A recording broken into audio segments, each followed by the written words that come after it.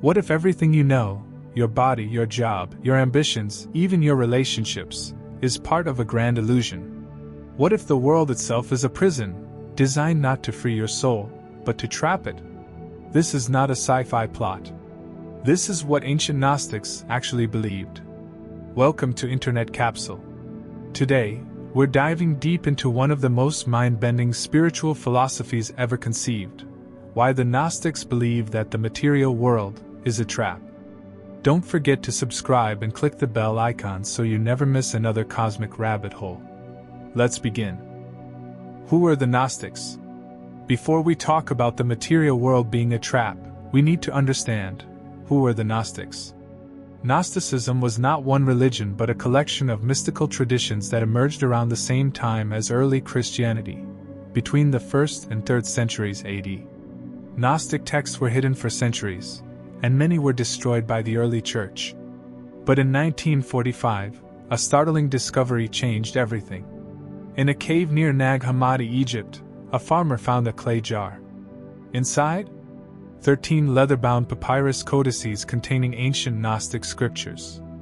Among them, the Gospel of Thomas, the Gospel of Philip, and the Apocryphon of John. These texts revealed a radically different version of Christian and spiritual belief, one where knowledge, or gnosis, was the key to salvation. But knowledge of what? That, the world or the cosmic drama.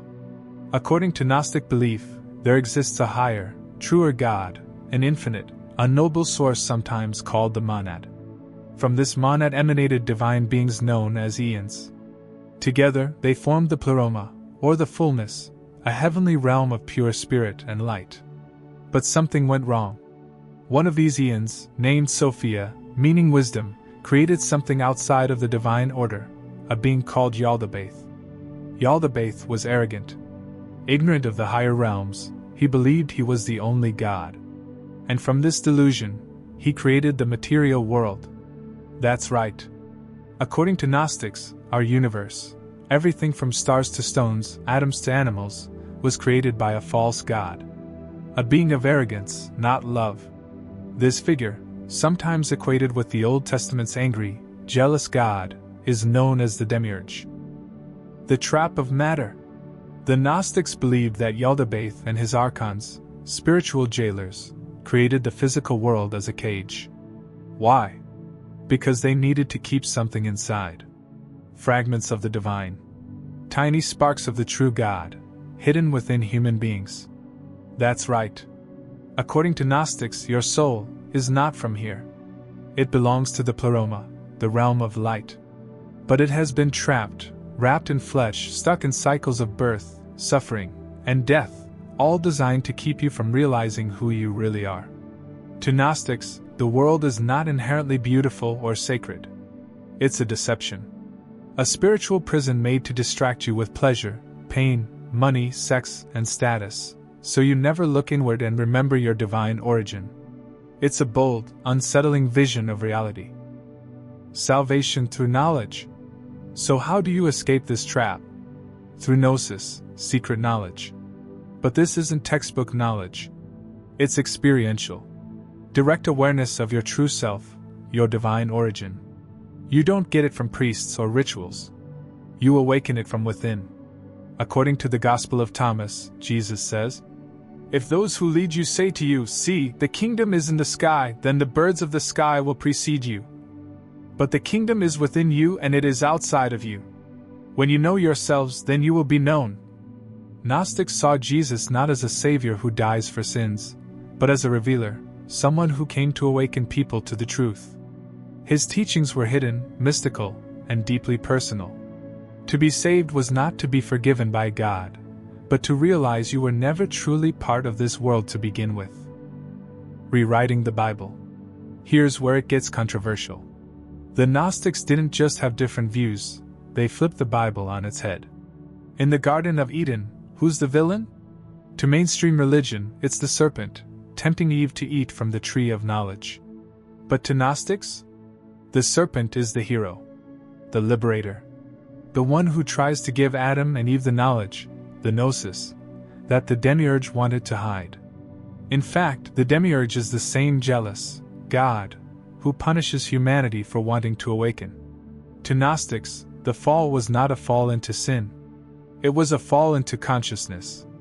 A dangerous but necessary step toward escaping the material prison. Now you see why the early church hated Gnosticism. The archons and mind control. Let's talk about the jailers of this cosmic prison, the archons. According to Gnostic texts, archons are the invisible rulers of the material world. They feed off fear, ignorance, and division. They influence human thought, stir up conflict, and keep people obsessed with surface-level distractions. Sound familiar? To some modern thinkers, the Gnostic idea of archons eerily resembles today's algorithms, propaganda, and media manipulation. Forces that keep us from asking deeper questions about who we are, why we're here, and what we're capable of. Gnosticism wasn't just a religion. It was spiritual rebellion, a jailbreak for the soul. Why it still matters today. So why does this ancient, heretical philosophy still matter? Because even in our hyper-connected, scientific world, something feels off. We're richer but less fulfilled. Surrounded by information, yet starved for meaning. Chained not by gods, but by systems we barely understand. Could the Gnostics have seen something deeper? That true freedom isn't about escaping to Mars or uploading your brain to the cloud, but about waking up.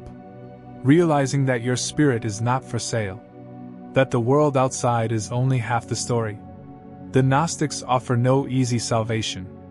No comforting promises. Only a mirror, a key, and a warning. Do not be deceived. This world is not your home. If this video made you question reality, then it did its job. Gnosticism is challenging, radical, and at times, disturbing.